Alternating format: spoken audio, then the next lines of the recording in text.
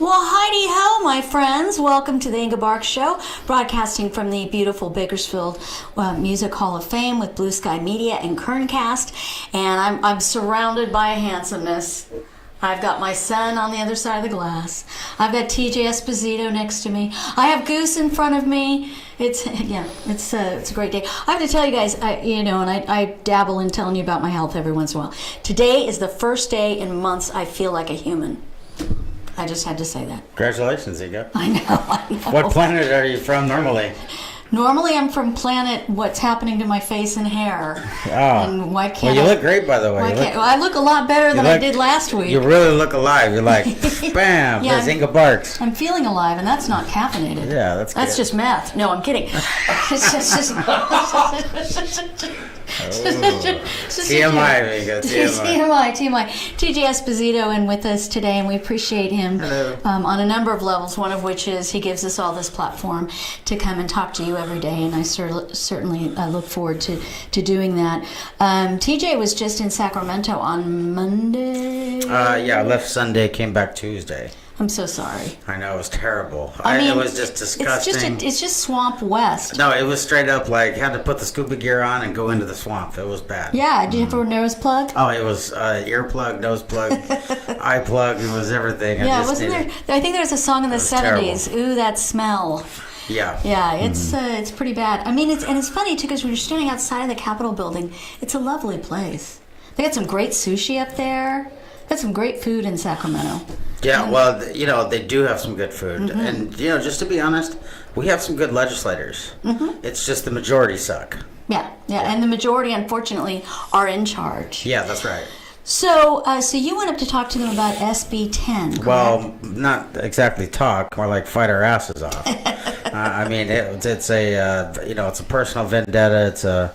It's a double down on Prop 47. They're mad. Mm-hmm. And they're just doubling down on let the criminals free. That's exactly what it is. You as a bail bondsman, because this involves basically the elimination of bail, right? Correct. I mean, you have an interest in this, but I have always seen you as somebody who's also sees the human side. I mean, it's not just for your own interests that you fight these things. we all do a job, right? Right. I mean, you look at a law enforcement officer, when they start getting cut back, when they start getting suppressed, their rallies, they fight back. So that's exactly what happened in this. The bail industry got together, they fought their butts off. And remember, these are regular people. These are people like my wife who own the company. Right. These are predominantly women, lots of women of color around the state. Honestly, Really? Over half of the businesses, the bail business, are owned by women. Which is evidence that liberals really are so insincere about the race thing. They use it when it works for them, right? Well, or the gender thing. Look, it's an interesting deal, Inga. I mean, knowing that, and we had statistics to show that, you're putting a lot of women out of work. These women are small business owners. They're liberated. These are people that are taking care of their kids, right, running their own business, and essentially pulling the rug out from under them because you have some kind of, what's the agenda, Yeah, what's the justification for eliminating bail? Well, they say that it's a predatory business. They say that, if you're in a situation, you're going to only be free depending on the size of your checkbook. Mm-hmm. And I think we all agreed. I think bail agreed. Everybody, law enforcement, everybody agreed. Maybe we do need some reform. You look at like a domestic violence charge. Mm-hmm. That's one bond that in Kern County can be $50,000. You go to the very next county over, and it could be $20,000. Well, is that because the law allows for counties to set their own? Yeah, the judges in that county set the bonds in that county. So you look at like Los Angeles has the highest bail schedule in the country. Do they really? Oh yeah, their average bond is like $50,000 or $100,000, where our average bond in Kern County is about $20,000. Let me just interject here because this is a source of frustration for me. Just last week, I can't remember if it was in Bakersfield, Kern County, or someplace else in California. I just remember hearing the news story that they were having an amnesty day for homeless people who have, I don't know if they've skipped bail, but didn't show. They didn't show on bench warrants. Yeah, right. And the only reason I mention that is because LA is so compassionate. And they've got so many poor people and so many homeless people, Sure. for pity's sake, who probably fall into categories where they might have to pay something. Well, they do. I mean, that's what it is. But you have to remember, when we let somebody out on a bond, That's your money. we're saying, look, if they don't show up, we'll pay you 25 grand. Yeah. So we got to make sure that mom is on board, or sister, or co-signer. That we're going to make sure that, hey, if this kid runs, you're going to help us getting back in front of the judge. That's the whole idea. Right. Is we make sure people come back to court. Do people generally come back to court? When they're let out on pretrial release, OR, it's up in the 40% failure to appear. Recognizance. Right. So 40%. I mean, that's a lot. Scott Spielman said that in Kern County, the people that are OR'd are upwards of 50% that don't show back up to court. Why would you even invest in this? Well, this bail bonds is under 4% because we have a financial liability. Oh, because otherwise they're released on own recognizance. Got it. With no supervision. Right. So with bail bonds, we have a financial obligation. We say, hey, if we can't get them back with pay. So we're very motivated to go and catch them and bring them back to the judge. Right, because you That's lose. how it works. So bail bond, people let on bail bonds is under 4%. And they say you're predatory. Okay. Right. Do you agree? I don't agree. I mean, I would say that if I have this image of bail bondsmen standing out outside the courtroom with a trench coat, going, "Hey, 25, 50." Yeah, I mean, it's not like that. I got you. Look, you know my wife, right? She's adorable. That's a bail bondsman. I Yeah. mean, this is how they are. I mean, the stereotypes aren't fair, but I can tell you that, they're one of their main arguments. And when this started, the ACLU was gung ho, like reform bail. It's predatory. Okay. But what they're saying is, look, if the guy is not a risk, he just doesn't have the $200. The bail bonds don't write the bonds because we have to pay hard costs. Right. We have this liability. It's an insurance policy. So of course there are some voids. And I actually understand that, because to the degree that if somebody can't afford all this stuff plus the legal costs, they're going to find themselves as a no-show because they can't afford to pay or something, or they're going to avoid it. I could totally see people doing this because we've all done it with a cable bill or something. Well, that's right. And if you can't afford it, and then you end up back in jail, now you've got more fines and more, things just pile up on you. Right. And it gets out of control for somebody who didn't have it in the first place. But usually, on the other hand, you don't have to be bailed out. That's right. You can stay for what? They can only hold you for a couple of first. Well, they have to arraign you within 72 hours. Right. But the thing about it is, Inga, is the system is over 100 years old. It puts a financial liability. You got to look at it like this. There's 5 people that can sign their name and have you released from custody. That's the president, the governor, the judge, the sheriff, and a bail bondsman.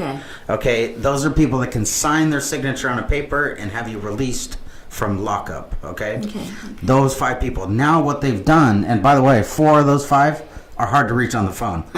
One guy, you could actually call him and say, "Jimmy, listen, it's TJ. I promise you, I got the cash in the safe." You know what I'm saying? I'll pay you how much down. Okay, I can afford the $200.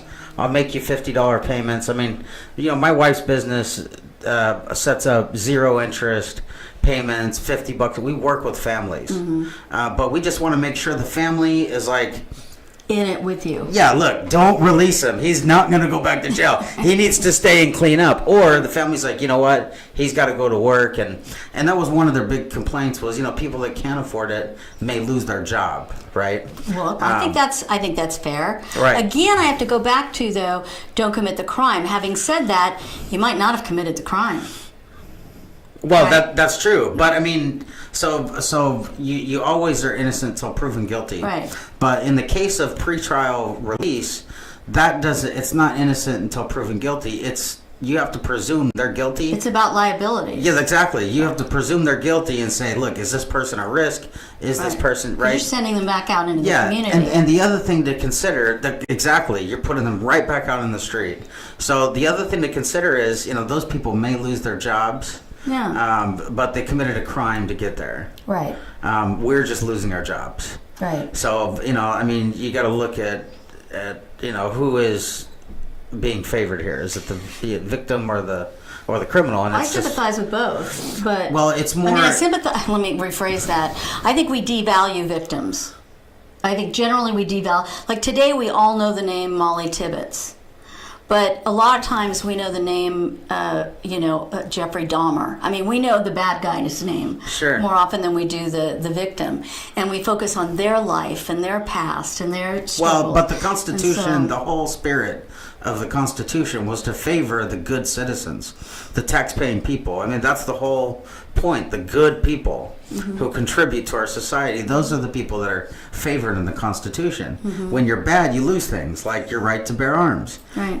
Those are things that you lose when you're bad. So one of the things they said is you're predatory. Right. And then they said people can lose jobs, which I think is, how would they lose jobs? Because they can't afford to get out of jail, so they can't go to work tomorrow. Oh. Does that make sense? Mm-hmm. So they call in. But let me tell you, if you got a job, 9 times out of 10 you're getting out. Yeah. So your boss is gonna call for you, your friend, your spouse, or your brother, somebody's gonna call for you. They're gonna sign and say, yeah, you know what, he's okay to be released. I know somebody who was such a good worker, and he got a DUI before he got the job. And months later, he's given like 60 days, of which he served 30. Right. This was in the 80s. And he told his boss, look, I got to go away for a couple of weeks. The boss said, your job is going to be here when you get back. Exactly. Because he was so stinking good at what he did. And it gives you time to take care of. Being released gives you time to take care of those affairs. Okay? And it is sad that the bail schedules are so high that sometimes it's out of reach for people. And you guys don't set those? No, that's the judges that set those. Okay. And if you look at back in the 90s, the judges made a big effort to double the bail schedules. This all goes back you know how that goes? This goes way back to when the judges were like, oh, the bail schedule is too low. They lobbied and raised the bail schedule. 10 years later, they took part in just getting rid of bail altogether. So does the legislature want to eliminate the latitude that judges have? No. Well, here's what's funny, okay? Not funny by any means, but just ironic, I guess. When this thing started, okay, the ACLU was the big constitutional force that says, hey, this is an unconstitutional practice. Right. It's predatory. It's freedom shouldn't be based on your wallet, things of that nature. Okay. Last Friday, when they amended the bill, here's the twist. The ACLU said, we're not supporting those amendments. You know what the amendments were? They last week at 2:00 on Friday, they changed the entire bill. And they said, you know what, instead of making bail the last option and letting them go free first and seeing everything we can to let them go without cost and making bail the last option, they took bail all the way out of it. Yeah. So now here's what happens. Either you're released on the own recognizance. Or you're not. Or you're not. And if you're not, there's no option of bail. See, that should be frightening to criminals everywhere. No, it's frightening to everybody. No, it's frightening to parents and family members, and especially if you didn't do it. Inga, that's frightening for you as a person who has a right to due process. Exactly, and if you, God forbid, something happened where they accuse you of a crime, right now, if you're locked up, right, and they deem you risky, right, if they say she's a risk to society, or she could, fly to Poland. I have the most amazing story of being accused of a crime. No, but think about this, Inga, real quick. Think about this. You're accused of a crime. You go in front of the judge. You talk out of turn. Okay, the judge gets pissed off, as they usually do if you're out of order. They have the ability to hold you without the option of release, bail on your own terms. Your constitutional 8th Amendment right. So this new ACLU has now created a new crisis that they're no doubt going to fight on the other side. Well, they better fight. This is what they do for donations. Listen, no, they better, because they caused this mess, and I'll tell you what, they need to fix this. Now, you guys went on Monday to lobby, or whatever, I shouldn't say lobby, whatever term. I'm not a lobbyist. We're industry. Yeah, we're industry fighting for our jobs. Yes, exactly. But the bill passed what committee did it pass through? So on Because it's Wednesday, not on its way to the governor's No, desk. check this out. Here's how fast it worked. Here's how Sacramento works. Okay, this is number one. This is Prop 47 2.0. Well, and You Prop remember 47, what an impact Prop 47 has had on our community. which made felonies into misdemeanors. Right, and Yeah. released all the people. That's why you have people kicking in doors every day now, instead of it being once a month. We just had a standoff in my neighborhood. No, on Monday Inga, night. everywhere it's out of control. like, what the- And that's due to Prop 47. Now let me tell you how fast this happened. How fast your legislator can ruin your public safety. Friday, they made the amendments and published them, 2 o'clock Friday. There's a 72-hour rule. Saturday and Sunday count. So they published it Friday. It was on the floor Monday, and they voted for it. Who voted and for it? passed though? it. Who voted for it? Was it like the assembly. Yeah. Oh, on the assembly floor? On the assembly floor. They passed it on the assembly floor Monday. Then it goes to Senate to Right. be passed and argued. Right? And then it goes Tuesday. back for... Listen, Tuesday, the Senate passed it. Of course Now they it's did. up for Jerry Brown on Friday. No, So you're from kidding last me. no It's no already on its way to the governor's desk? it's passed through. Governor Now, has to sign he now. he has rejected bills like this in the past, He's right? hinting that he's going to sign it. I think they knew, the legislators, Hertzberg, De Leon, all these guys that drafted this bill. These guys know that if the governor's that they know beforehand if he's going to sign it. That's why they pushed it through. When would it start? Effective September 30th of next year. That's So you've got time to appeal, but this is going to be expensive. You're talking $4 million. Yeah, I mean, it's look, expensive. bail bonds. It's not what you think. These Yeah, are right. people like Amanda. I mean, you know, Yeah. we do a good, honest blue collar living. Yeah. You know, we could afford a couple $1,000 things, right? We're not Right. millionaires, but I mean, it's not, you know, Well, filthy rich people. Well, even if it were, I don't care. You but wrote but it. it's not. And so coming up with the millions of dollars Mm-hmm. to do something like that is far fetched. I mean, they were able to repeal legislation in the past, but it may be years before we can recover. By the way, if all the bail bondsmen are probably going to start driving Uber. So it's the, You know what I'm saying? So it's the governor's office that needs the phone This calls. Friday, yeah. And let me tell you. Before Friday, the Before governor's Friday, office needs yes. his calls. But let me tell you, Friday they made the amendments at 2 o'clock. Monday morning they passed Assembly. Tuesday passed Senate. Friday on the governor's desk. That's how fast. And let it me really tell doesn't you, happen that way, especially when you've just made amendments. Usually they'll table it until the exactly. next session, No, or they'll say they flew it through before or it the has end to of go session. back to the assembly for some kind of a reconciliation process. Nope. The flew through. And let me tell you this: the price tag. Guess. I don't know. 3.6 billion. Now who's paying that? It's unfunded mandate on the counties. Why? So What you're saying is the counties are going to lose money. Well, they're going to have basically the bail bonds is going to be replaced by probation now, and so you're going to have More the probation same. officers, So the more. probation officers are going to be at the general fund meeting saying, "Hey, we have to hire 30 new officers. We need more of the money." What is the position of probation on this? Against. I know the sheriff's against it. Look, I know the DA's against it. Do you know why, Inga? Probation can't even afford the officers they already have. It's so unreasonable. But now it's an unfunded mandate. So you know what's going to happen is they're gonna shoestring it together, and then all the guys that skip, there's going to be no one that goes and hunts them down. The officers can't even respond to active calls. They can't even respond to active situations. How do you think they're going to go and hunt people and bring them in front of a judge? So the long and the short is, for me, something you said that if what you said is accurate, and I'll have to check with Solomon. Sure. Well, he broke the whole thing down. Yeah, he did. He broke down like He found it fascinating. 150-page report in like 2 days. Yeah, he found it absolutely fascinating.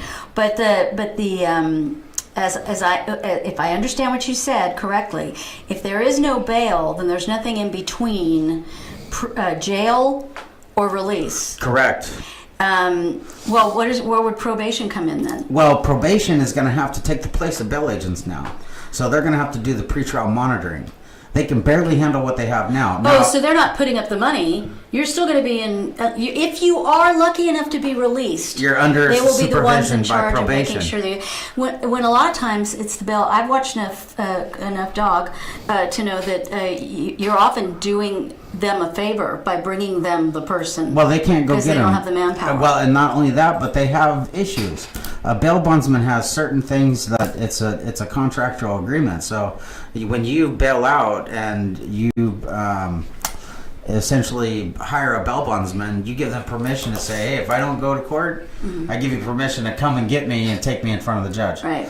So the bail bondsman has amazing powers to go state to state, the bounty hunters.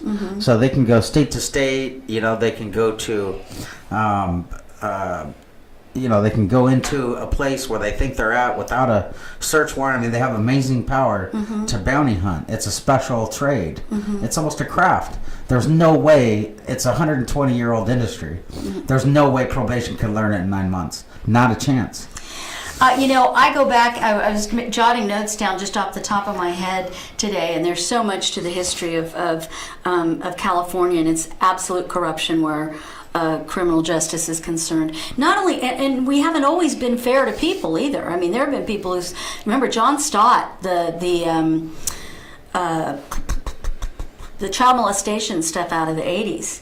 20 years of his life gone. But he got $2 million out of the county. So, well, and that's still, how do you can't buy back 20 years of your life. No. So the justice system is not perfect on both sides. Well, right? That's what they're saying. Both sides are flawed. But I would agree, and I don't think it'll ever be perfect. There's right. always going to be somebody, which is why I think judges need latitude. But you've got you start with when I was a kid. You guys probably weren't even born. You were. And Rose Bird overturned the death penalty. I remember that. And so suddenly this horrible man, Charles Manson, who's on death row, gets his sentence commuted to life. As did all the others that are under that. So there's your first breakdown. Then we passed, because we were mad, we got rid of Rose Bird, impeached her, and then we decided to vote in the 3 strikes. Right. And that came all around Polly Klaas, remember? Yeah. Yes, and Jeff Reynolds. Right. Up in Fresno. Exactly. And Jeff is a great guy. Now, 3 strikes might be punitive in some people's minds. I think it could be used punitively, but I don't think that was its intent. I think it needed a little reform, but the Right. premise, the spirit of it was good. But then what do? They talk us into going to the polls and changing our minds. Well, about it. And I mean, we watered it down so much. That's what they did. And So- Inga, I have to say this. Not only did they double down on criminal justice, but what you've seen happen with Prop 47 just got twice as bad, maybe even more. But even before Prop 47, AB 109. Right. AB 109, a scourge on the state of California and innocent people. Just a revolving door. And I remember looking at the sheriff and saying, what's going on? He's going, we can't keep him. Well, We now can't keep 'em. they really can't keep them. And then there was Governor Schwarzenegger, who was held in contempt by a federal judge because what did he want? He wouldn't release prisoners because of the overcrowded. Right. Right. Yeah. So we farmed him out to other states because it was cheaper to farm him out to other states. We got whoever it was sued the state to overturn that, to bring them all back here. So now they're all packed in again. AB 109 passes. We're putting people out. On top of that, remember, folks, what Ed Jagels once said to me: it's very hard to get into a state prison. You got to work really hard. Why? Because felonies become misdemeanors. Right. And that's been for a long time, Yeah, right. Now it comes along Prop 47, and that felony that becomes a misdemeanor probably becomes an infraction. A lot of them did, yeah. Your gun, a stolen gun in your car that's worth less than $900. Yeah, you can have an ounce of meth with no scale, Write 'em a no money. ticket. Personal use, it's a misdemeanor now. Write them a ticket. Used to be you have a dime of meth and it's a felony. Does that What do you make want sense? to? Yeah. I have 2 questions.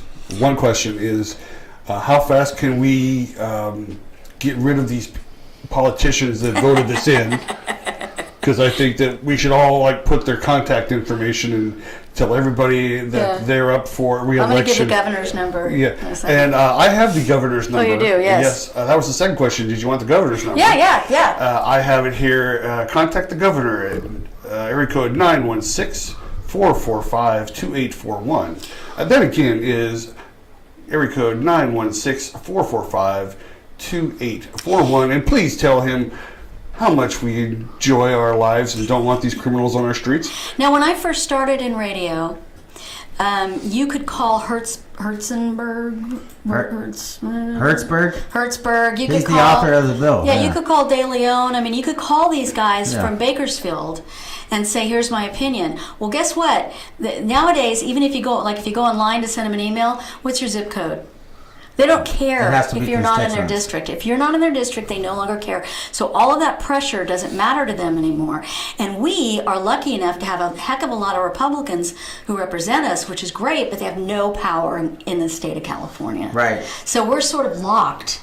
You know, I mean, you can go ahead and call Vince Fong. He's going to go, I agree. Well, I can tell you how I was tracking our local people.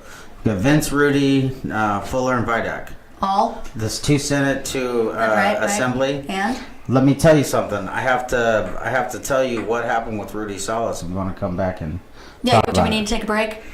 We can go to a break, yes. Yeah, Governor's number again, 916-445-2841.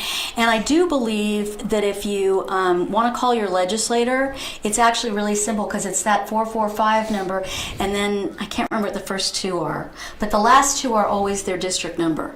Right. It's really easy. But I don't remember what the first 2 are. 916, it's 445. 916-319. 2-0, and then they're 2-0, and then are you sure it's not 445? That might be the governor's number, but I'm talking about legislators. All right. Well, at least the Sacramento numbers. Okay. Trust me, over the weekend, I wrote it down 100 times. And it's their district, so that's an easy way to remember the legislators. And I'm going to tell you about that local Democrat and what he did when we come back. Very good. We'll Rudy be right Salas. back. Rudy. Yep, Rudy. We need to talk about that. Did you get the reference? Yes, I did. Thank you. Who was it? I don't know. Clark Gable? Jody. I think that was Clark. It sounds like me doing Clark Gable. Or Cary Grant. I can't remember. It could be me doing... Oh, no. Cary Grant. It's me doing Cary Grant. Yeah. All right, we'll be right back with TJ. I almost said TJ Hooker. Hey, call me what you want, except late for dinner. That's right, TJ Esposito. We'll be right back to talk more about SB 10 and its horrible ramifications on California. I know for as long as I've been in radio, we've been telling you these are horrible ramifications, and you might think that we say the sky is falling so often that you go But the truth is, it's we are the frog in the pot. You know the frog in the pot. Oh no, we're cooked. We're we're not even a frog anymore. We're dinner. Yeah. All right, very nice. All right, we'll be right back.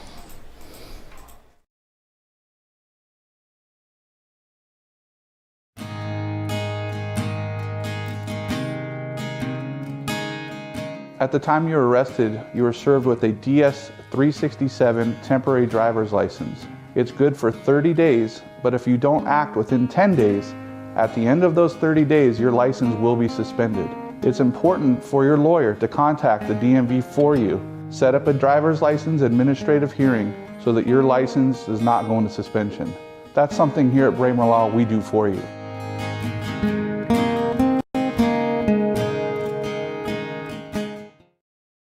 I choose Patriot Bail Bonds. We choose Patriot Bail Bonds.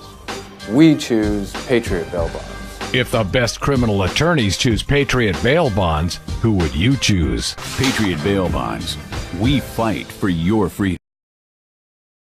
Patriot Bail Bonds has the best customer service in Bakersfield. Patriot has more 5-star ratings than any bail company in Kern County. Plus, we're fast and affordable. If you run into the law, make Patriot Bail Bonds your first call. That's right, one call, that's all. If you're in jail, call Patriot Bail.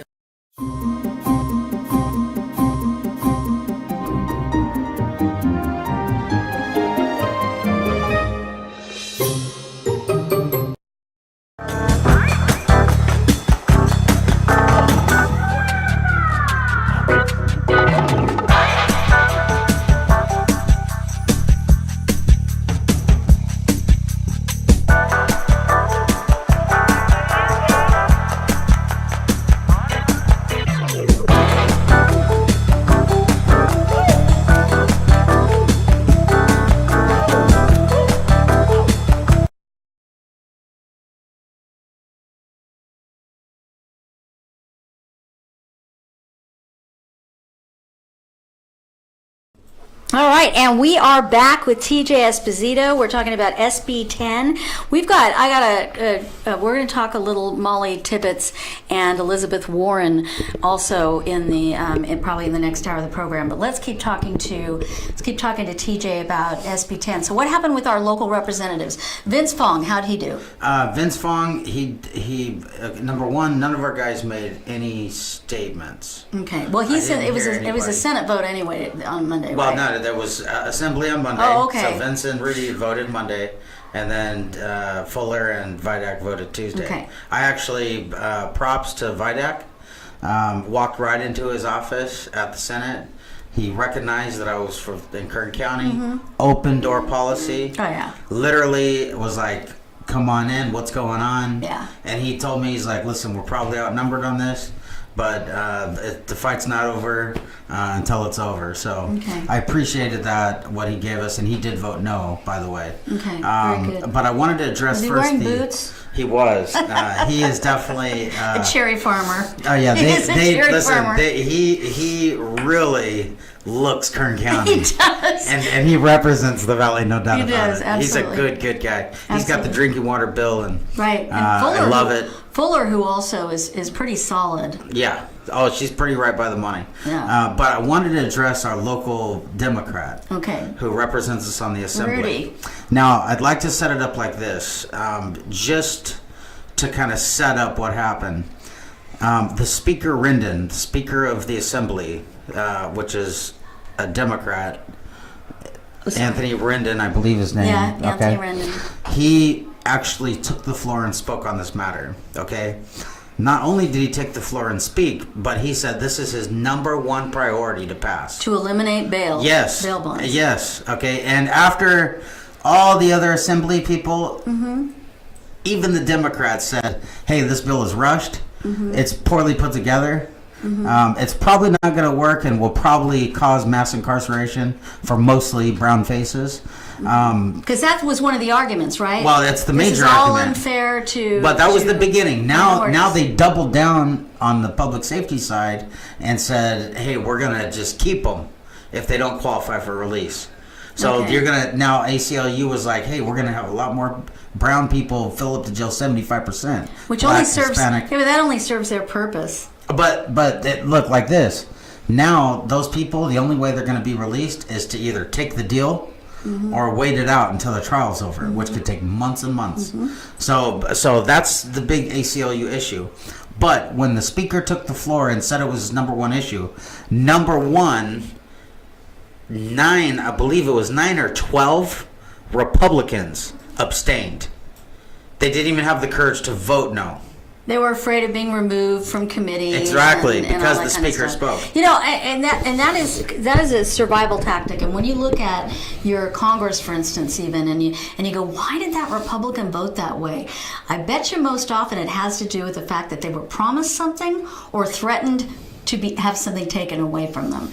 And same goes at the state level. Right. I mean, it stops being about you at some point. Well, Rudy Salas, okay, I'm paying attention real close, right? And of course, when the speaker spoke, I thought for sure we were going to have some yes for SB 10 from the Central Valley. And are you up above going? I'm up above. I'm watching down. I'm watching the whole thing happen from up above, watching our family business deteriorate before me. And let me tell you, Rudy Salas, a Democrat from Kern County, who just listened to the speaker speak and say it was his number one priority. 9 Republicans around the state didn't even have the courage to vote no. Rudy hit the no button. Rudy, and the only Democrat in the state who disagreed, who voted against his party. Well, look, in the name of public safety. He already voted against the gas tax, and they've already. I mean, what more can they strip from the guy? But you know what? Listen, it's the ideal guy. If we're gonna have Democrats in office representing us, they got to be like Rudy. When no question when about Nicole it. Parra was in office, the term. It was when I first learned the term valleycrat. Right. And Rudy is definitely a valleycrat. Yeah. My boy worked for him for I don't know how many months and really enjoyed it because people in the office were of all persuasions. Yeah. I don't mean sexual, I mean party affiliation. Yeah, take it easy. We got a little scene up here in the Sacramento. Yeah, and I mean, Rudy knows who he comes home to. And what's interesting about Vidac's vote is he also is in a swing district. Right. So, so the way that Rudy Salas voted could tick off a bunch of liberals in the Valley against him. The way that Vidac voted. Not a chance. Because listen, it is a Prop 47 nightmare all over again. Yeah, do people understand that? We just got on the... He does, for sure. Good. And I think most people... And by the way, the ACLU, the Democrats, on Friday turned their backs on the bill. Mm-hmm. They said this is going to be mass incarceration. The Democrat legislators just did it anyways. And that's what you do when you're in power. Yep. If you're corrupt. Absolute power, you know the rest of the saying. Well, it was funny. One assembly member said, you know what? We have the power to do this. Very few people have the power. She said there's 120 of us, as a matter of fact, and we could do this if we want. This is what happened with healthcare. I mean, corrupt people will just bulldoze over without even a debate. Right. You know, do you remember the Vietnamese? Was she an assemblywoman or a senator who stood up and made a speech about somebody that we were honoring? It was a former congressman that was being honored in the state legislature because he was a former legislator, and he had, I forget his part in the Vietnam War, but it was not good. And she stood to make comment. They actually practically picked her up off the ground physically and carried her out of the room mid-speech. I mean, that's what they can do. Yeah. And you saw that from the balcony. Absolutely amazing. And let me tell you, I wasn't even going to hold it against him when I heard the speaker speak. Mm-hmm. But the bravery of going against the speaker of the House. Salas. And he went against the speaker. And the speaker said, this is my number one priority. Literally, it was a suicide mission. But, but he did it for us because, let me tell you, we did the polling. Mm-hmm. Solomon did. Mm-hmm. We did the polling. Over 85% of Kern County said no to this, and we shared that. We shared that information with Solis, and he stuck with our people. His Solis, and he knows Solomon, so I'm sure he trusted his work. Solis, is Solis in the doghouse? In terms of the office? Who knows? His physical office? No. I think he's going to be fine. Who's in the doghouse right now? Well, that one's going to be close, but I got to tell you. I got to tell you, Inga, the Republicans need guys like Solis because the Shannon Groves, although we love them, she's passionate, she's on fire, love to watch them. She's ineffective. She can't get anything done. And it's not her fault. A guy like Solis who lives and bleeds Kern County, okay, he is part of our fabric, so he knows what we want. He knows how passionate we are about public safety and water and agriculture. You're not going to get an argument from me. So I mean, and gas taxes. Look, if those people out there watching, and by the way, just before I say this, Fong also was amazing. Good. And I wasn't a big Fong fan, but when I saw him and what he did sounds like food. Sounds like something you'd order in a restaurant. Yeah. I love the Fong fan. Get the Fong fan. Take it easy. You're crossing the line here of politically correctness. Close. Really? Yeah, politically correctness. Yeah. Come on. What kind of restaurant? Well, that's okay. Fair point. I hadn't thought about that. So at any rate, Vince Fong, not only did he vote no, but he made a PR post after the deal. He made a big PR push. Got lots of circulation talking about how this is going to be another Prop 47 disaster. He's become far more animated than I thought he would be. I'm really impressed. I appreciated him doing a live Skype and talking about the details and why he couldn't help us more than he did. It was we were outnumbered, like Vidac said, but I'm so proud of our Kern County legislators holding their mud. That's great. All of them, 100% of them, held their mud against the speakers and against their party, and I mean, it was amazing that they did that for us. It is great. But by the way, they take a break and they come back in September or something. Well, they'll be done at the end of the month, 31st, and then they come back next year. They come back. Okay, and then they're assigned things. Right. And the reason why I asked about the doghouse is if people don't know about the doghouse, if you've ever been in, depending on the legislator, I've been in, Senate leaders, I've been in the lieutenant, I've been in the governor's office, and they're huge, or they've got multiple offices and staff everywhere. And then there's the doghouse. The doghouse is about the size of this studio that we're in right now. Yeah. And they have to, whoever's appointed to the doghouse, they have to pack their desk and all of their staff into this little tiny space. Not that this is tiny for me and you, but it'd be tiny if we all had desks in here. 4 staff, yeah. And they have to, we've had, Nicole Parra was in the doghouse. I know Linda Halderman, who's a Republican, when she was a representative, an assembly member, she was in the doghouse. She was assaulted by the author of this bill. Linda was? Yeah, she was the one. Absolutely believe it. No, she was the guy Hertzberg. He was the one that was. That was Linda? Yes, she was the victim in that. Good for her. He was thrusting into her. I've traveled with this woman. But at the end of it, she wouldn't testify. Yeah. At the end of it, and he got away with it. She did. He got away with it. You got to be brave as a victim. You got to be she's brave. She's brave. She's just been beat down. She just didn't testify. What she got to lose? She should have did it. I was really sad that she didn't, because this guy's such a dirtbag. Yeah. But I mean, and by the way, it's politics, okay? Mm-hmm. I'm allowed to say he's a dirtbag because he's my opposition. Yeah. I always talked bad about Abernathy too when we were fighting him. Oh yeah, whoever. We were always at whoever we're at odds with. At odds with. But at the end of the day, I respect my competitors. By the way, Linda Halderman, if you're listening, which she's not, I managed to secure the Israeli flag.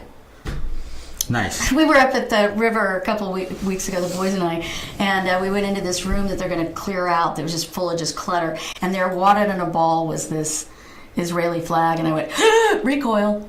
And so I texted her and I said, I'm going to save it. And she said, good. So got the flag secured. Yeah, but these guys, Inga, So now, give us the so what factor here. We've got until Friday to call 916-445-2841 and plead with the governor. Yes. Who is the most arrogant. I mean, I thought Arnold was pretty stubborn. But this guy is arrogant. He would not care. He would not care if he knows the truth. In fact, that's the thing about Jerry Brown. He knows the truth and he doesn't care. Right. If it leverages something for him. But now keep in mind, guys, one thing to keep in mind is when you call the governor's office, something compelling You gotta be nice. that may strike his attention. Legacy. Is not only the legacy, but the cost. Yeah. This thing's going to be $3.6 billion. It's going to take away from the bullet train. It's going to freaking take away from the aqueduct. Oh, well, he won't care. It'll take away from the water storage debacle. They might have to borrow from cap and trade. It's going to take away from the underground tunnels, right? Might have to borrow from cap and trade. Well, it's true. You could have to borrow. So, but the end of the day, I would say legacy too. That's the big compelling thing, as from what I'm being told, is he's known to decline things that are super prudent. Expensive. Yeah, unless it's one of his projects. But which this is kind of a priority. I mean, Gavin Newsom's made it a priority. And by the way, I am not saying that I respect guys like Gavin Newsom or Hertzberg in any way. The only thing I respect is their ability to ruin our lives. So we have to know that when you walk in with these guys, they could very well put you out of business and make you homeless like the rest of their cities. They've done it to a whole slew of people. But if enough people fight, and this affects us on the streets too, because if the answer is going to be either you're held or you're released, then and that's up to a judge, then that means that there could be bad guys out on the street that otherwise might have had to stay in because they weren't able to make bail, or they did make bail and now they have an investment in keeping their nose clean until their court date. And you add on top of that AB 109, you add on top of that Prop 47, you add all of these things together, and no wonder there was a standoff in my neighborhood this week. Yeah. Yes, sir. This question just popped in my head, and I was wondering, I'm wondering if there's a lawyer out there who can answer this question for me. But the question is that if this passes, and It's passed. It's done. If Jerry Brown's got to sign. I know, but what I'm saying is, if You understand. if he signs it, Yeah. and it goes into effect, Right. and someone goes out on the street and they kill somebody, let's say they kill one of my family members, could I legally sue the state for this law? For letting him out. So there is a lawsuit. They did bail reform in New Jersey. It's been a disaster, by the way. Really? I was on the phone with one of the New Jersey senators today for about an hour, and he was just saying, TJ, he voted for bail reform. And he said, I bought the package, I drank the Kool-Aid, and it has been an absolute disaster in New Jersey. Because people are getting out and nobody's bringing them back to court, like you said. Not enough probation. Even the bad guy, like you said, if the bad guy is released, the bail bonds are effective. It's not up to us to say that they're guilty or innocent. That's up to the jury and the judge. But it's up to us to make sure he gets to that hearing. Right. And if he's got skin in the game, he's going to be he'll be more interested in being in court. Whereas if the option is just go, there's no bail. People lose, they miss dentist appointments all the time, like you said. So now this is just another appointment, like a traffic ticket. Is there a website for this cause? You can go to safeneighbor.org. Our super PAC has been heavily involved in fighting this, and the inside and the outside. I mean, we've been polling, we've been doing the public awareness the best we could, with very little funds. Most of it was lobby with our lobbyist in Sacramento, trying to fight the inside game. But last year we were able to defeat there was a mirrored bill, AB 42. We beat that by one vote, and this year they just had too much momentum. When they brought in the SEIU, they promised them $200 million. Once they promised them the $200 million, it was a done data. They said, yeah, even though that's just to implement the program. Right. They're $200 million to implement. That doesn't fund it. It's still going on the backs of the counties. What is the SE? Oh, okay. That's the that's the union. Sure. So once the court, the bailiffs, once they got $200 million, it was a done data. You got your public safety got sold for $200 million to the Well, SEIU. it had to be because the Supreme Court ruled against the public employee union, so they're probably desperate for money. They're absolutely desperate. And by the way, guys, I got to tell you, your constitutional right to bail has been removed in California. So you could literally, if you're allowed, a guy like me, I'm going to have to mind my P's and Q's now. I'm not going to have the ability to, if I'm protesting or I'm speaking out, whistleblowing, or whatever I want to do as a citizen, it's not right. It's two choices for the judge. They can put me in jail, and an elected official, elected judge can, elected or appointed judge can make the determination just to keep me. And then I'll be protesting on the phone from Lerdo if you'll accept my call. We'll accept your call because you'll be paying for it. And I'll have a newspaper, at least one newspaper. This sounds like Russia. Yeah, I like it. I like it very much. All right, again, before we let TJ go, the website Safe Neighbor or Neighbors. Safeneighbor.org. Safeneighbor.org, and the phone number for the governor's office, 916-445-2841. And by the way, we did not even get to SB 1279 today, which is another watering down of, it's going to put a cap on how much time one can spend. So like the enhancements that a judge has the latitude to put on a criminal, like they murdered somebody and raped them and beat them and whatever else, and the jury wants to say we're going to put enhancements on that. The judge is limited as to how much he can punish that person with those enhancements. Same with 1810 was last month got passed.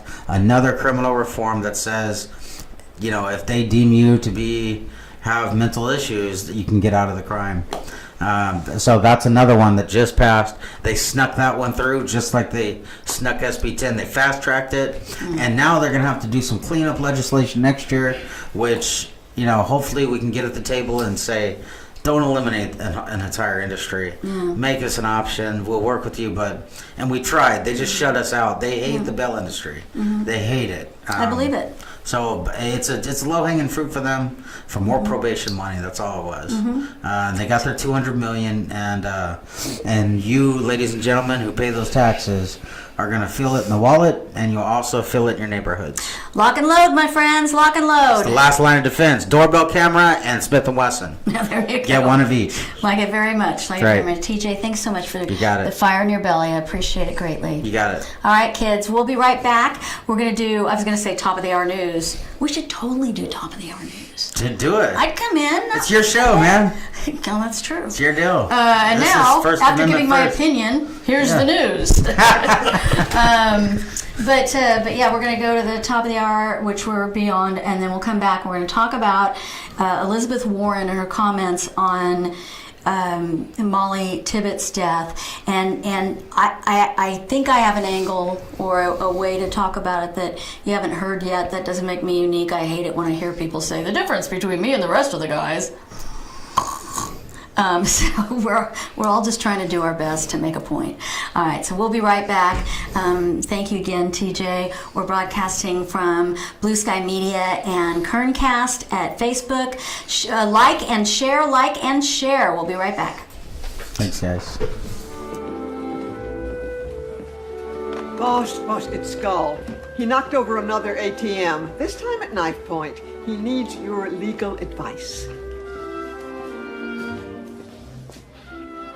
Stop breaking the law, asshole!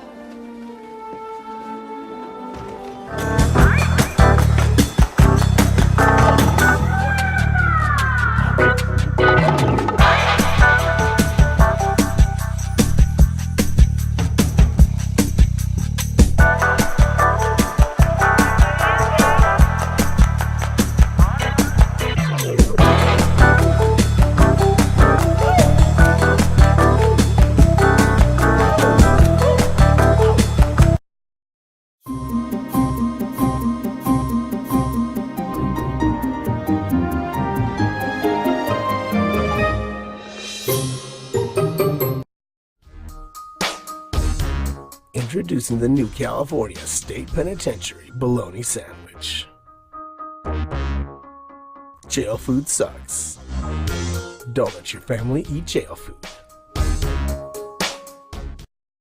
Patriot Bail Bonds has the best customer service in Bakersfield. Patriot has more 5-star ratings than any bail company in Kern County. Plus, we're fast and affordable. If you run into the law, make Patriot Bail Bonds your first call. That's right, one call, that's all. If you're in jail, call Patriot Bail.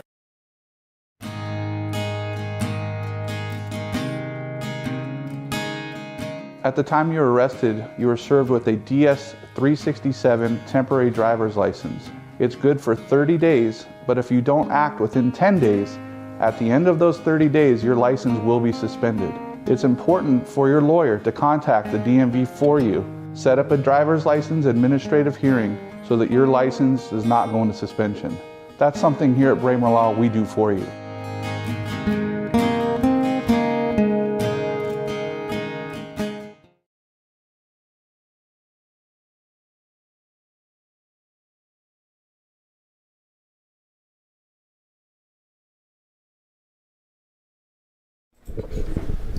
All right, welcome back. I'm Inga. This is my show. I want to thank TJ for hanging in there and helping us out with the issue of SB 10. And the thing is like I said, for as long as I've been in radio, I used to have this guy on who would every time there was a bill that it was written, it was introduced, it was gossiped about in the hallways, and he was all about family and the protection of marriage. He'd call my show, he'd get on, he'd get hysterical, people would make phone calls and destroy the bill, but ultimately the liberals got what they wanted on that issue. But I bring it up because there's got to be a balance between crying wolf and saying, you know what I mean, and saying this is the real deal. This really is. This is the real deal. This really is. If we eliminate the bond system, you're left with. Yeah. What's the point of them showing up? Yeah, they've got no skin in the game. Yeah. And even some who have skin in the game don't show up. But that's on them.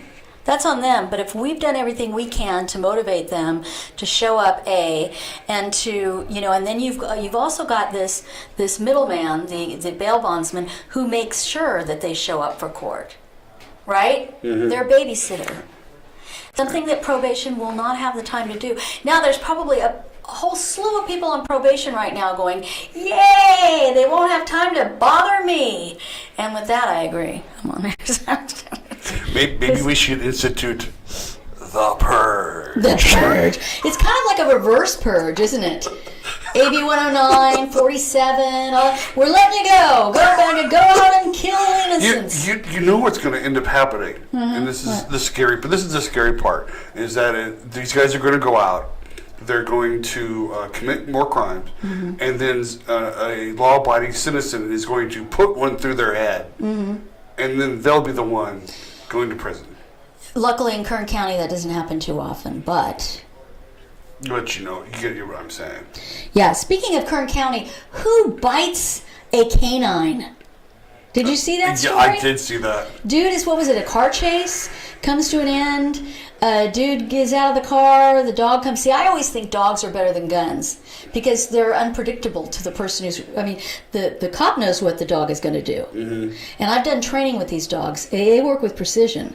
But you see a dog barking and wagging its tail and coming at you. You don't know what it's going to do. I mean, I'd give up faster to a dog than a gun. And so, who bites a dog? I'd say I hope he gets rabies, but the dogs don't have rabies. Actually, they should check the dog for rabies now. He did get arrested, right? He assaulted an officer. Well, I don't know if he actually got charged with that, but I'm sure he will be. Well, he should be. It's assault on an officer. But now you know what the headline is. What? Man bites dog. I'm sorry, I just had to throw that in there. Okay. It's all right. It's okay. It's okay. Anyway, I welcome you to this hour or this portion of the show. Not a lot of time to get through a lot more things, but there's something I feel very passionate about. Do we have the Elizabeth Warren? I do have an Elizabeth Warren clip. Okay, so you guys have probably seen or heard this gazillion times in the last 24 hours. I know I've heard it, twice. But Elizabeth Warren is being interviewed on, I forget what outlet it was. I have it here from CNN. See, of course. And she's asked about the tragic story of beautiful Molly Tibbet, who takes us right back to Kate Steinle. You got this guy who's not supposed to be in the country, not like your regular illegal immigrant is not supposed to be in the country. I mean, this guy is actually not supposed to be, like he is supposed to be deported. You've got people hiding in the shadows. But this guy isn't. He's living out loud, and he's a known criminal entity. And so when asked about, let's hear what she says on what Elizabeth Warren, who could be your next president. God forbid. I've never made that noise before. That was new. I like it. I don't know how I did it. I'll try it again later. I want to get one last question in here because it is a very important story in the news. It has to do with Molly Tibbetts, the young woman in Iowa who was murdered. Her body believed to be found yesterday. A person has been charged with it. This person is an undocumented immigrant. Mike Pence and the president have suggested the immigration laws need to be stronger so that people like this man who was accused of this murder were not in the country. Your reaction? I'm so sorry for the family here, and I know this is hard, not only for the family, but for the people in her community, the people throughout Iowa. But one of the things we have to remember is we need an immigration system that is effective, that focuses on where real problems are. Last month, I went down to the border, and I saw where children had been taken away from their mothers. I met with those mothers who had been lied to, who didn't know where their children were, who hadn't had a chance to talk to their children, and there was no plan for how they would be reunified with their children. I think we need immigration laws that focus on people who pose a real threat, and I don't think mamas and babies are the place that we should be spending our resources. Separating a mama from a baby does not make this country safer.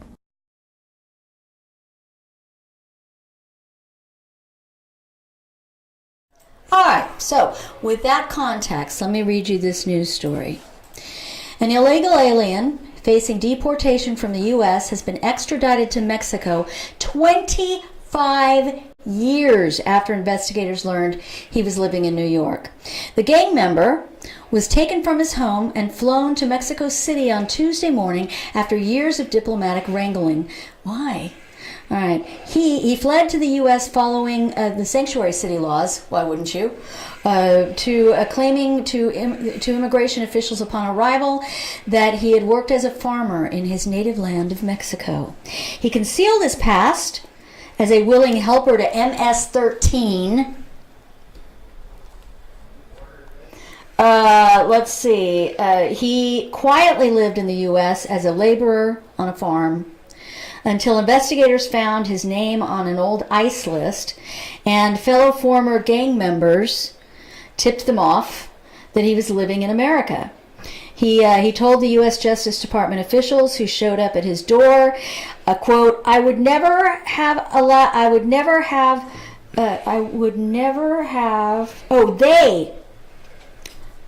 he's saying they would never have allowed me in if I had told the truth. Everyone lies.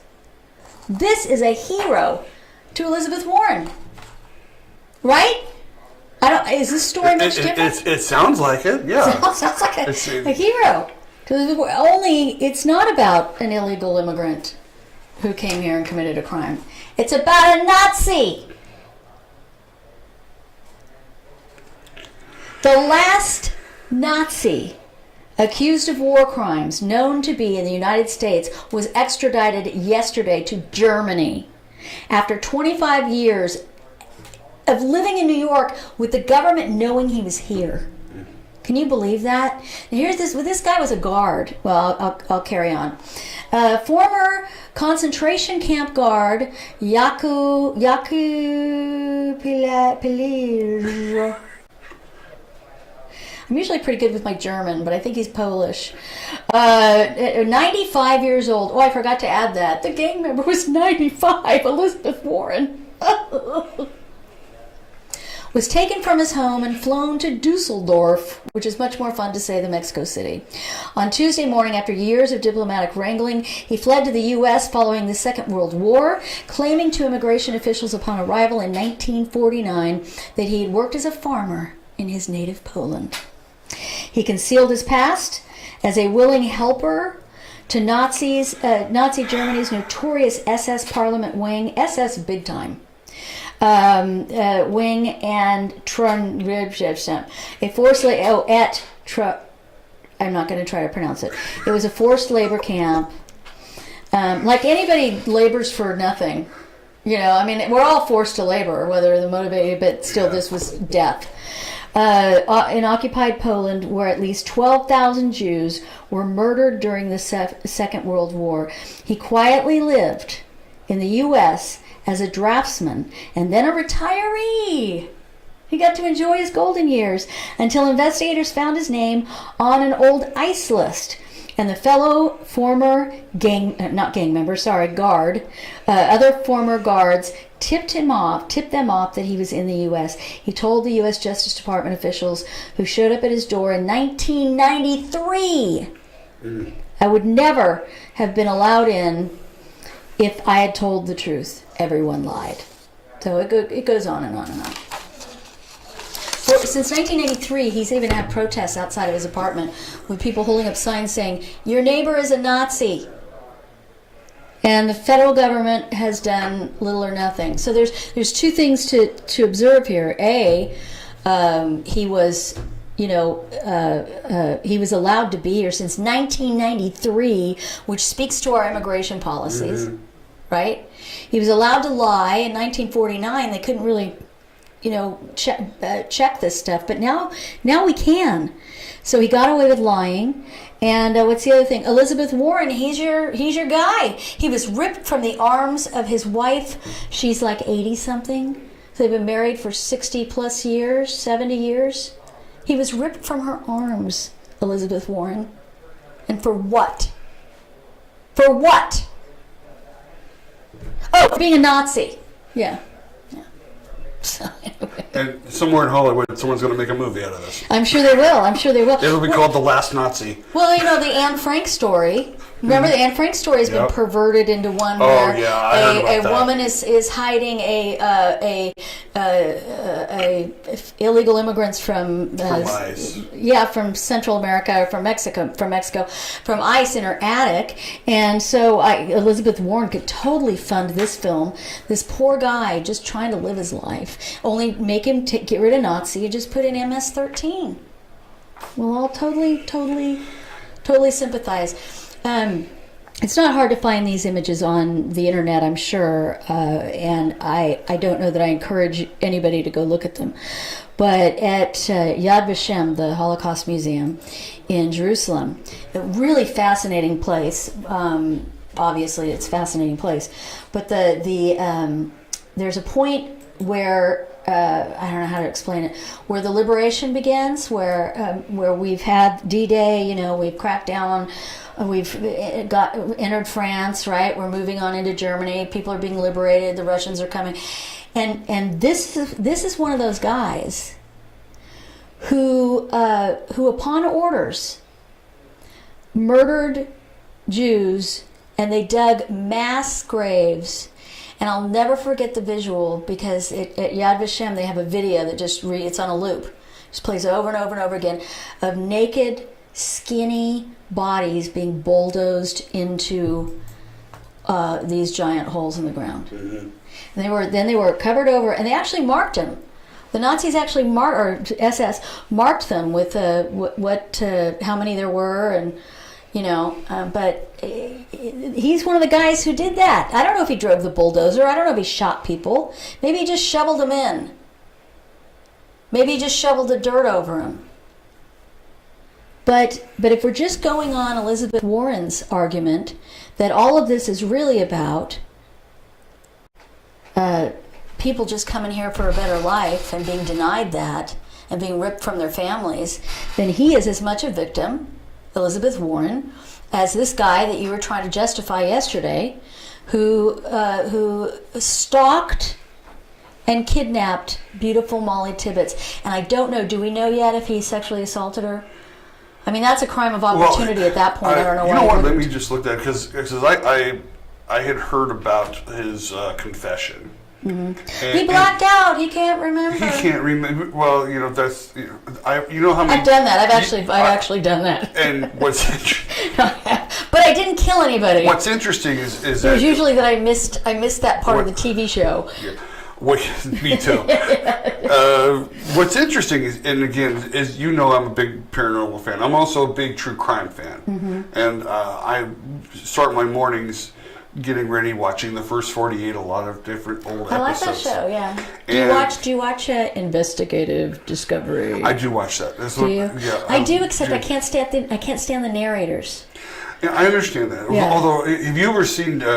Little did he know he was in for a big surprise. That's like his vampires. Did you know... have you ever watched Joe Kenda?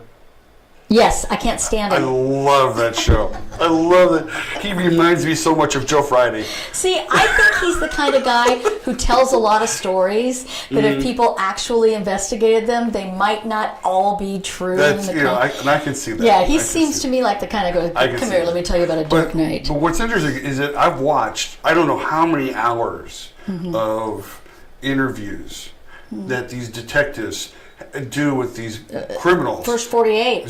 Great example of that. 48. And it's like, and they always say that, well, I don't remember, or it was just a blur, or the next thing I know, and I thought I saw a gun, and blah, and it's just a same pattern. It is. It is I blacked out, I can't remember. Which is why they see it coming. But what I find funny is that he remembers watching her run by. He remembers running after her. He basically described it like he was chasing her. Yeah. And then he gets behind her, and then he gets next to her, and she sees him, and he even remembers her saying, "Go away, I'm calling the police." And she pulls out her phone, and then I black out. And then he blacks out. And then the next thing I remember is she's on the ground dead.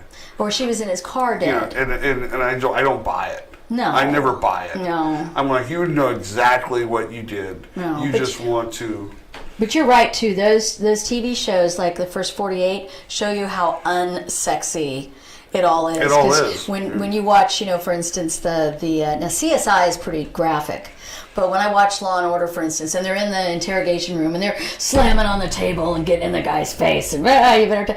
The truth is, they're usually just sitting there with a notepad, going, "Okay, all right, we'll be right back." And they leave the room and leave the bad guy in there. And so we were in the boys and I were and their father, the late great Michael Barks. We were in Manhattan and got a tour of a precinct that was a homicide, primarily a homicide.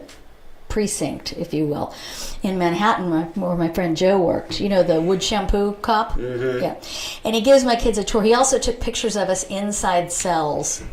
It's one of my favorite pictures, is my family picture of us all in a cell. It's all the writing everywhere and the pictures of nakedness.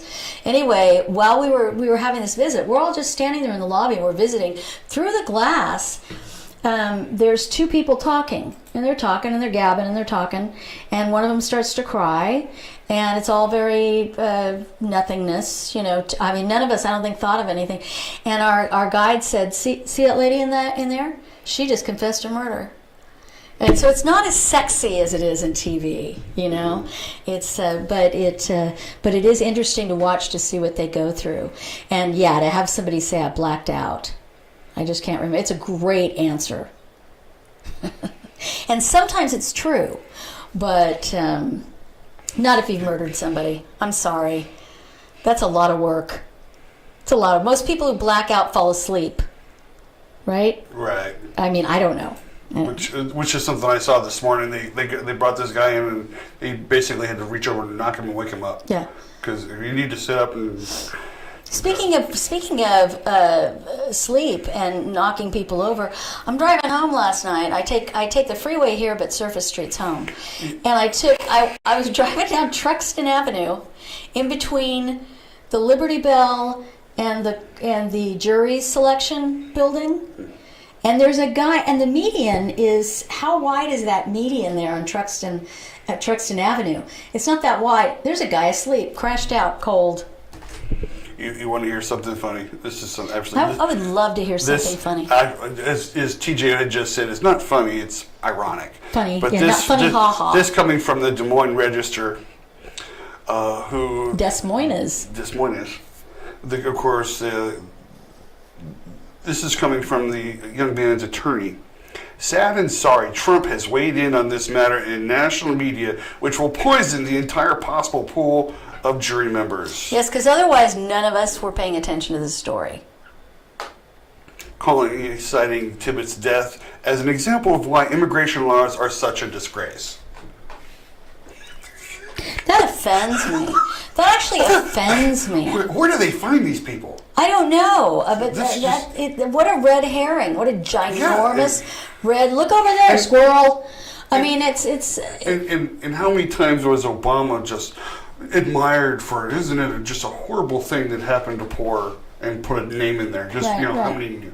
they found it so touching, and I swear, these people just... I cannot find any news right now on whether or not she was sexually assaulted. Well, I'm glad to hear that. Because it's something I don't really necessarily want to know. Yeah, her family's in misery. They're suffering right now. The only thing I will say is that it is highly likely. How could it not be? Yeah, I just... what else would make him do that? Chase her, run after her, all that kind of stuff. So incredibly, very, very sad. Before we end this puppy, which we've got a few more minutes, right? Yeah. Before we end this puppy, show the audience. Is your camera on? Yeah, my camera's on. Show them how you cue me. With the three. Oh, like this. Like two. And that's a two. There's three. Yeah. Then I get five. So I get one. And I go, please go out. Yeah. The only thing I've always told producers, the only thing I can't take is this. Wrap it up. Because I feel like they're going, you are so boring. I actually had to do that to somebody. No. And it doesn't work only because it seemed like they were about ready to end it, and then it just kept going. Yeah, it happens. And I'm like, and I got someone else waiting, and I'm like, it happened. Was it me? No, it wasn't you. Oh, okay. I used to have a producer like this. That's when I knew. But well, yeah, go ahead. I'm usually pretty easy to work with. You're pretty easy to work with. Yes? No, okay, I'm good. I'm rattling on now. I just wanted to talk for a second about Duncan Hunter. Duncan Hunter, Congressman Duncan Hunter. You recognize the name if you don't live in his district, which you don't. If you're, well, you might if you're watching this this cast. His father is Duncan Hunter Sr., who ran for president. He was the congressman in that seat. Okay, that's why the name's familiar to me. Yeah, I'm very, very fond of Duncan Hunter Sr. I've interviewed both of them at once, which was awesome. And Corey Costello, you have the tape somewhere, but that was loads of fun. But Duncan Hunter, I went to the first presidential debate for the 2008 election, and it was all of the candidates. Now, granted, there weren't as many Republican candidates, weren't as many as there were against Trump, but there was a good number of them. Duncan Hunter was among them. And afterwards, there was a sort of a green room reception for the media, right? You've got people like Hannity he's cordoned off, so people can't just walk up to him. And yeah, when I met him, he was working the floor like everybody else. He was doing a local show out of New York, and Fox News at night. Nobody had ever heard of Fox News at the time. But anyway, I'm sorry. I just imagine you coming up to the rope. Are you on the list? Yeah, no, he would have waved me in. I just went like this and moved on. We had dinner later that night, but I had the duck. You know who recommended the duck? Rush Limbaugh. No. I can't stand him. Michael Savage. No, there's an L. Lindsey Graham. Oh, the graham cracker. Lindsey Graham. He recommended the duck. Anyway, so it's a whole other adventure. I used to have such fun, and then I got old and fat. But anyway, so what was I saying? Oh, afterwards, so the floor is swarming with media people. They're walking up to candidates, and they're interviewing them. And I walk by Duncan Hunter, and I reach out my hand to shake his hand. He goes, "How did I do?" You're awesome. And so anyway, loads of fun. But his son, Duncan Hunter Jr., is an Iraq veteran. He's a war hero, in my opinion. He's and a handsome fellow as well. He has been indicted, he and his wife both, in a very extremely Trump-red district. He has been indicted for misuse of funds. What is alleged is that they were using campaign money for things like fast food and exotic travel. Now, I don't know what happens to politicians that they actually think that nobody will notice that kind of stuff. If you're a Democrat, maybe. But if you're a Republican, it ain't going to happen. You know, if there's anything I can say about Kevin McCarthy, I don't care for sometimes the way he plays politics, but I assure you, if you looked over his books, you'd go, how do you even afford your bills? Because it's just he doesn't, you know, he knows. They're always doing the anal check, if you will. And so, anyway, Duncan Hunter Jr. and his wife have been indicted on these charges, I guess, of thievery from the campaigns. They say they paid back $60,000 of the money. I don't know how much they're accused of actually taking.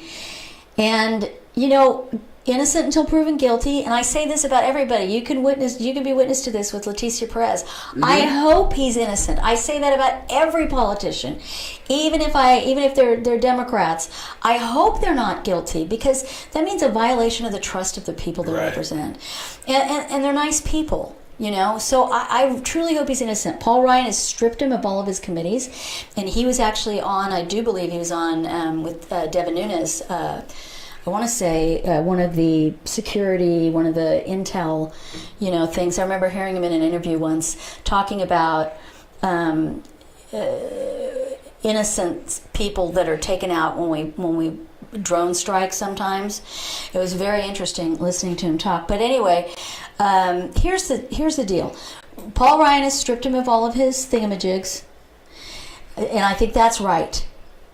Now, I read an article today that said, "What are Republicans going to do now? Are they going to be intellectually honest and vote for the Democrat now?" Well, the Democrats pro cap and trade, pro tax hikes, pro-Obamacare. So here's what I say. If people were to say to you, were this to happen here, for instance, and people were to say to you, are you really going to vote for that guy? Or you're going to, he's accused of these criminal acts. Let him be found guilty first. Yeah, I'm going to vote for him because he votes the way I want him to. He shares my values that I know of. On the other side, after he's beaten the guy who wants taxes increased, after that, if he is found guilty, we just have a special. We have a special election and hire somebody else. So I know that's probably the conversation in that neck of the woods, and I just say let yourself off the hook. Vote for people for their ideas, and if he's not guilty, he'll continue on with those ideas, and if he is guilty, he'll be replaced. So that's my thing on Duncan Hunter, the handsome. His wife's gorgeous too. The handsome Duncan Hunter. All right. Anything else? I was going to ask you about Manafort and Cohen, but I think that's something we could probably tackle tomorrow. I think I just did shaving a haircut with raspberries. Pretty proud of myself for that. You can replay that later. I'm with the president. He sympathized with Manafort because Manafort didn't turn. He's not sympathizing with Cohen because Cohen wants to turn. And what Cohen says about the president might not even be true, although he's known the president an awfully long time. But as I've told you many times from my personal experience, multiple interviews with Cohen, I found him slimy. I found him mafioso, intimidating. From what I've just seen and read, this looks like someone who would sell out his mother to make sure that I agree with you. Meanwhile, this morning, the president, in an event that was actually covered by MSNBC and I want to say CNN, but I don't think I saw if they covered it or not. But to their credit, they covered it. The president offered up the Congressional Medal of Honor to the widow of a soldier. I remember his first name was John, but it was the first Air Force medal in like 20 years that went to an airman. And the thing is he'd been given posthumously other medals after he died. But through technology, and now that we are able to go, and this gives me chills. Now that we're able to go and look at stuff and see video, there's films, and all that kind of stuff. You know what I mean? Mm-hmm. What they found was this guy was alone on a hill for 70 minutes fighting back Al Qaeda. Really? Before he died. Wow. So he didn't just die on the battlefield. He fought until he could no longer fight. And for that, he gets the Congressional Medal of Honor. And the president called his family up on stage, and he had two daughters, this airman did, and one daughter, the wife was very gracious and very, grateful, and she held up the plaque that had the Medal of Honor in it, and I thought that was great. She's showing it to people. His mom was up on the stage. She was very gracious. One of the daughters was fine for the president, and the president reaches over to one of the other daughters to shake her hand, and she had this tattoo down her arm. And not that there's anything wrong with a tattoo. I'm not saying there's anything wrong with that. But you could tell she was like aghast. I mean, I don't know if she was saying, "Oh, the president wants to shake my hand. What do I do?" Or she was saying, "Oh my gosh, this president!" Ugh. But it didn't matter. It was a beautiful moment to honor a wonderful, amazing American, and I think that is the greatest. Mm-hmm. That is the greatest Trump achievement of the day. And it's not just a Trump achievement; it's on the part of those who all agreed that he deserved this, and of course on the airman himself, who's the star of the show. So I thought that was pretty awesome. Mm-hmm. I did, and that's what. How do you beat that? What do you do? How do you beat that? Go save a puppy? So we'll be back tomorrow, and hopefully with as much energy and excitement. Again, everybody, call the governor at 916-445-2841. Again, that's 916-445-2841. Give him your opinion on SB 10 and how he should not. You don't sound barfy enough. Huh? That number again. The number again. Operators are standing by. Void where prohibited. But yeah, do call the governor's office and go to safeneighbor.org. It's SB10, SB10. And I liked TJ's arguments that it eliminates, obviously, that eliminating bail means people either stay in jail or they're released without any responsibilities over their head. But I also think the word legacy is very important to this governor. Legacy, legacy, legacy.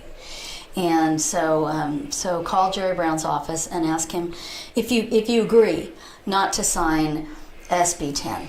And with that, shall we say goodbye? Let's say goodbye. Good, because I'm cooked. Stick a fork in me. And I'm hungry. By the way, that's right, you've been denied sustenance. You've been denied. I didn't want to eat for a Not for TJ, not with all the equipment around. No, he'd be like, but it's a sourdough. I know. Actually, it'll still be good. It'll still be really good. I envy you. I wish I could eat one of those. And if you want to see the full article about the Nazi who I pretended at first was an illegal immigrant, it's at my Facebook page, Inga K. Barks, and I always welcome your comments. And I'm friending you as soon as I get. Thank you. Yeah. So I can start sharing your shows on your page. Yippee skippy. That means my face will be on my page. So happy. All right, kids, look forward to seeing you tomorrow. Have a wonderful day. As I used to say on my TV show, hug your babies, love one another, drive safe, because I'm about to hit the roads, and I'm dangerous enough. We'll see you. Thanks, Goose, for getting us through. We'll see you guys tomorrow. Bye.